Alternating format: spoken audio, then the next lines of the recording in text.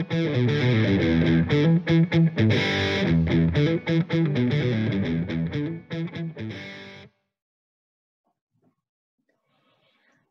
bomba de calcio de la membrana plasmática, o PMCA, fue descubierta en la década del 60 y nuestro grupo de trabajo estudia hace años su estructura y función. La PMCA pertenece a la familia de las PATPasas y cumple un rol fundamental en la regulación de la homeostasis del calcio intracelular. En marzo de 2017, Porjals y colaboradores proponen que un complejo de la PMCA y neuroplastina controla la maduración de los linfocitos T. Esta neuroplastina pertenece a la familia de las inmunoglobulinas y tiene un único segmento transmembrana y participa en procesos de plasticidad y adhesión celular. En noviembre de ese mismo año, Schmitz y colaboradores muestran que las subunidades de la PMCA son o la neuroplastina o la vasigina, y que la asociación con una u otra depende de la relación entre las concentraciones de estas inmunoglobulinas en cada tipo celular. En 2018, Gong y colaboradores resuelven por criomicroscopía la primera estructura de la PMCA con su subunidad, la neuroplastina. En ella se pueden identificar los tres dominios citoplasmáticos, el P, el N y el A, el dominio transmembrana, formado por sus 10 alfa-hélices, pero no se pudo resolver el dominio C-terminal autorregulatorio de la PMCA.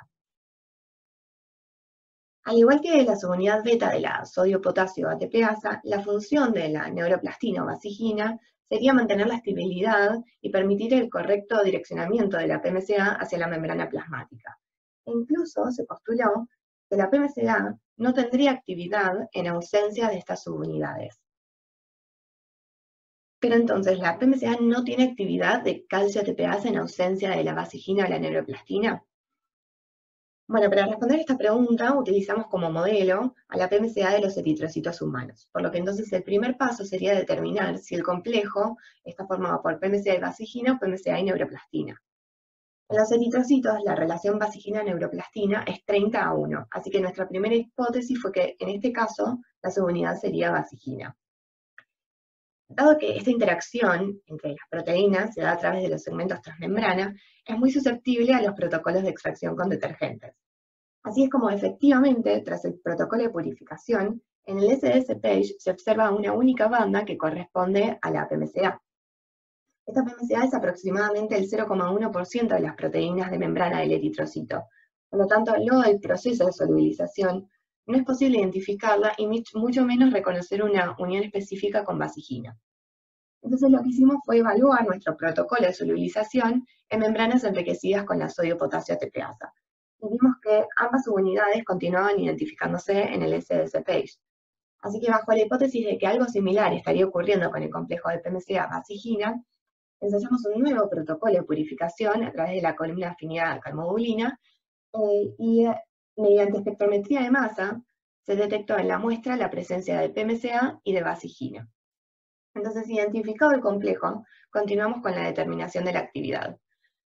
Si bien se postuló que la PMCA sería inactiva en ausencia de su subunidad, nuestros resultados nos muestran que en realidad la ausencia de actividad solo la obtenemos cuando la PMCA es reconstituida en detergente.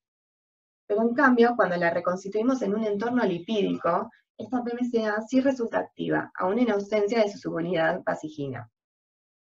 Entonces, comprobada la actividad, continuamos por analizar si la interacción con vasigina producía alguna modificación en la afinidad aparente de la bomba por calcio, quien actuaría como su sustrato. Entonces, en estudios publicados se concluyó que la unión de la PMCA con su subunidad induce un cambio conformacional tal que resulta en una modificación del acceso del calcio a su sitio activo. Sin embargo, cuando determinamos la afinidad aparente por calcio para la PMCA, tanto en membranas como para la purificada, obtuvimos resultados similares, lo cual nos estaría diciendo que en realidad la interacción de la PMCA con vasigina no estaría afectando a la unión del calcio. Entonces, luego hicimos lo mismo para el magnesio, que es un cofactor necesario para el funcionamiento de la bomba. Y también obtuvimos resultados similares al medir la afinidad aparente en membranas y en PMCA purificada. Es decir, que esta interacción tampoco impediría la unión del magnesio. Bueno, entonces, ¿qué sabemos hasta ahora?